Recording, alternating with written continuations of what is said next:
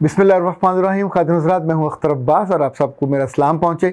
ईद पे ढेरों मोहब्बतें, ढेरों मुबारकें, ढेरों तोहफे मिले। इनके नामों की तफसील मैं कल आपको बताऊँगा। आज चूँकि बहुत सारी ख़वातीन ने फिर से ये कहा है कि ईद पे हम उतनी खूबसूरत नहीं लगी जितनी हमको लगना चाहिए था, और प्लीज़ हमें हेल्प आउट करें और डॉक्टर साहब से पूछ के बताएं कि हम क्या क्या इस्तेमाल करें ताकि मेकअप के बिना भी हम बहुत बेहतर लगें, हमारा चेहरा फ्रेश लगे। खातिन हज़रात, एक बात तो याद रखिएगा, दुनिया में खूबसूरती बहुत अहम है। खूबसूरती आंखों को अच्छी लगती है, खूबसूरती आपके ताल्लुक़ को मजबूत बनाती है, पर खूबसूरती की वजह से लोगों को मनासब नहीं दिए जाते। खूबसूरती की वजह से लोगों को ज़िम्मेदारियाँ उनका तयन नहीं किया जाता। कभी इस वजह से आप किसी डॉक्टर के पास नहीं जाते कि वो बहुत खूबसूरत है तो इलाज अच्छा कर देगी। डॉक्टर कॉम्पिटेंट होना चाहिए, फिर आप उसके पास जाते हैं। किसी को खूबसूरत जान के आप उसको MPMNA बना दें और बाद में पता चले कि नाहला निकम्मा है। किसी को उसकी खूबसूरती की बुनियाद पे थानेदार या किसी और मनसब पे नहीं बिठाया जाता, वहाँ तो उसकी अहलियत ही देखनी होती है। हाँ, खूबसूरती आपकी आंखों को अच्छी लगती है घर में, रिश्तों में, जो नाजुक और ख़ास तौर पे जो मोहब्बत वाले रिश्ते होते हैं जो आपको अंदर से राहत देते हैं। तो मेरे पास इस वक्त जो इस हवाले से चीज़ें आई हैं, एक तो 100% प्योर एंड नेचुरल प्रोडक्ट्स हैं, ये पाकिस्तान हर्बल की, और ये है मिरेकल फेस मास्क। ये 250 ग्राम का है। आप इन सब के साथ डिटेल्स आ रही है जहाँ से आप रब्ता करके उनको मंगवा सकते हैं।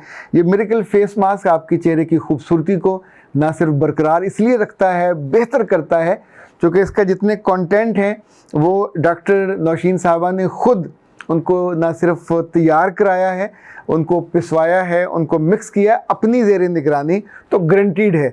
अच्छा, दूसरा है ये एक्नी फेस मास्क है, और एक्नी फेस मास्क ये भी 250 ग्राम का है। मार्केट में तो इनकी प्राइस बहुत ज़्यादा है जो बड़े ब्रांड्स हैं उनकी, और ये चूँकि उन्होंने ख़ुद सारे तैयार किए हैं अपनी ज़ेरे निगरानी, जैसे जैसे आपके मसाइल आते हैं उसके लिहाज से, तो कीमत भी इनकी बहुत अच्छी है। इसी तौर पे ये ब्राइडल ग्लोइंग फेस मास्क है। ब्राइडल के अलावा भी आप अगर चेहरे पे ये लगाएं तो जितना उसका डिज़ाइन खूबसूरत है, मेरा ख़्याल है आप उतना ही आपका चेहरा ग्लो कर सकता है। इसी तौर पे ये जो है वजाइनल वाइटनिंग मास्क है, ये बहुत हसास और नाजुक है, और इसको लगाने का तरीका जो डॉक्टर साहब ने बताया था कि वो यूँ मसल के नहीं लगाना, ये आप धीरे धीरे यूँ लगाएंगे ताकि ये चूँकि सबसे नाजुक और हसास जगह होती है, तो वहाँ पे ना सिर्फ रैशेस ना पड़े बल्कि जो उसका रंग है वो बेहतर हो और बुरा ना लगे। अच्छा जी, ये है ओपन पोर्स फेस मास्क। ये भी 250 ग्राम है, 100% प्योर एंड नेचुरल, और ये भी पाकिस्तान हर्बल ने इसको तैयार किया है। और ये जनाब है अंडर आर्म्स वाइटनिंग मास्क। ये भी for all types of skin है, 100% प्योर एंड नेचुरल प्रोडक्ट्स। ये तो जनाब हुआ आपकी ज़ाहरी खूबसूरती को बेहतर करने के लिए।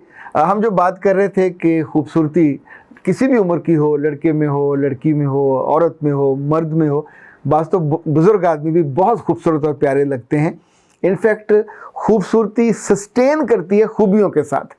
अगर बज़ाहिर आपका चेहरा, आपकी आंखें, आपका ये सारा जो थोपड़ा शरीफ है ये अच्छा लग रहा है और उसमें खूबी नहीं है, बात करते हैं तो फूल नहीं झड़ते, और आप किसी को देखते हैं तो आपकी आंखों से मीठी, स्वीट और महफूज रेज़ नहीं जाती, बुरी रेज़ जाती हैं।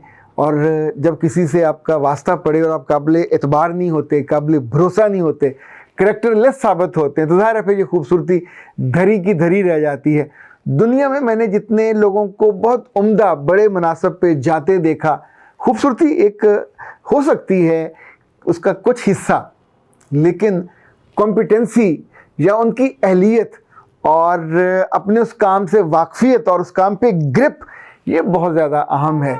वहाँ खूबसूरती पे सेकंड करती है, आपको जाज़िब बनाती है, आपको लोगों की आंखों में और उठाती है। दुनिया के बहुत सारे जो बड़े लोग हैं, साइंसदान हैं, आपने कभी उनको बहुत खूबसूरत नहीं देखा होगा, बाल बड़े हुए, बेतरतीबे, बेहंगम, लेकिन अकल और अहलियत वो इतनी। तो मुझे लगता है आप अपने बेटों और बेटियों को ये कहना चाहिए कि मेरे बच्चे, खूबसूरती इज़ वेरी इंपॉर्टेंट, तुम्हें इसके लिए पैसा भी मिलेगा, खर्च भी मिलेगा, और अपने चेहरे को ईद शबरात पे अच्छा भी बनाओ, अपने आप को फिट रखो।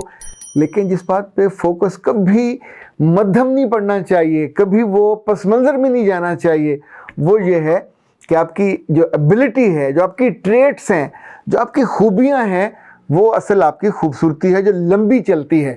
یہ آپ کو زندگی میں بھی اور یہ زندگی کے بعد بھی آپ کو زندہ رکھتی ہے. تیسری چیز جو ہے خوبصورتی کے علاوہ اہلیت کے ساتھ جو انسانوں کی زندگی میں ان کی عمر بڑھاتی ہے اور انہیں قابل قدر بناتی ہے، انہیں قابل توجہ بناتی ہے، انہیں آئیڈیل بناتی ہے یا رول ماڈل بناتی ہے، وہ یہ ہے کہ حقیقت کے ساتھ وہ کتنا جڑے ہوئے ہیں، کتنی کریٹیوٹی ان کے اندر ہے اور کتنی ریئلٹی کو وہ اپنی زندگی کا حصہ بناتے ہیں. دیکھیں وہ عقل کل نہیں ہو سکتے جب تک عقل کل کی ملکیت شخصیت کے ساتھ ان کا تعلق نہ ہو. جو لوگ اپنے صرف سکھ میں اللہ کو یاد کرتے ہیں وہ ریئلٹی کو نہیں جان سکتے. یہ آدھی اور ادھوری ریئلٹی ہے. پوری ریئلٹی یہ ہے کہ جو مالک ہے کسی ادارے کا، کسی گھر کا، اس کی مرضی چلتی ہے. وہ کسی کو کم کھانا دے، کسی کو زیادہ دے، کسی کو زیادہ دولت دے دے، کسی کو زیادہ اپنی وراثت میں سے حصہ دے دے، یا جو تقسیم کر رہا ہوتا تحفے تحائف تو اٹس ہز رائٹ. یہ اس کی جو ریسٹرکشن ہے، یہ اس کا تصور ہے کہ کیسے وہ تقسیم کرے. اسی طور پہ اگر کسی کو مشکل ملتا کام اور زیادہ ملتا ہے اور سخت ملتا ہے تو اس کے بعد یہ بھی یاد رکھیے گا ریئلٹی یہ ہے اس کا انعام بھی زیادہ ہوتا ہے، اس کی شاباش بھی زیادہ ہوتی ہے. دنیا میں ہم عام طور پہ ہم کو لگتا ہے کہ سکھ ہی سکھ ہماری قسمت میں ہونے چاہیے، پر جو بنانے والا رب ہے اس نے سکھوں اور دکھوں کی تقسیم کی ہے. جہاں دکھ آئے گا اس کے ساتھ انعام بھی آئے گا، جہاں دکھ آئے گا وہاں ٹیسٹ بھی آئے گا. صحابہ کے ساتھ تو میں نے ایسی روایت پڑھی ہیں کہ اگر وہ بیمار نہیں ہوتے تھے لمبا عرصہ تو وریڈ ہوتے تھے، آپس میں بیٹھ کے باتیں کرتے تھے کہیں اللہ سے ناراض تو نہیں ہو گیا، کیونکہ اللہ کے رسول نے جو بتایا ہوا ہے کہ جب بیماری آتی ہے اور آپ اس پہ صبر کرتے ہو اور شکر کرتے ہو تو اللہ اس میں سے ایک ایک لمحے کا اجر آپ کو دیتا جاتا ہے. اسی طور پہ اگر آپ کی زندگی میں کوئی رشتے اچھے نہیں آئے، ظالم آ گئے، آپ کے خیر خواہ نہیں ہیں، آپ کے ساتھ ناانصافی کرتے ہیں، تو دو طریقے ہیں نا، تو باں باں کر کے آپ ہر وقت روتے رہیں، اللہ سے گلہ کرتے رہیں.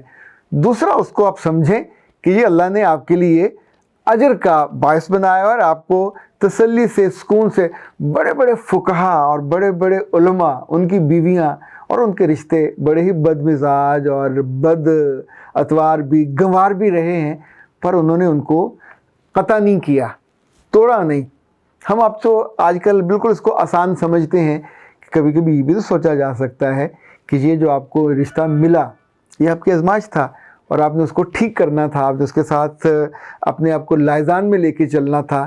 اللہ یہی تو دیکھ رہا تھا، کیونکہ رشتہ تو وہ بناتا ہے. اچھے برے رشتے بیٹے وہ دیتا ہے، بیٹیاں وہ دیتا ہے، رزق وہ دیتا ہے، عزت وہ دیتا ہے، زندگی وہ دیتا ہے، موت وہ دیتا ہے.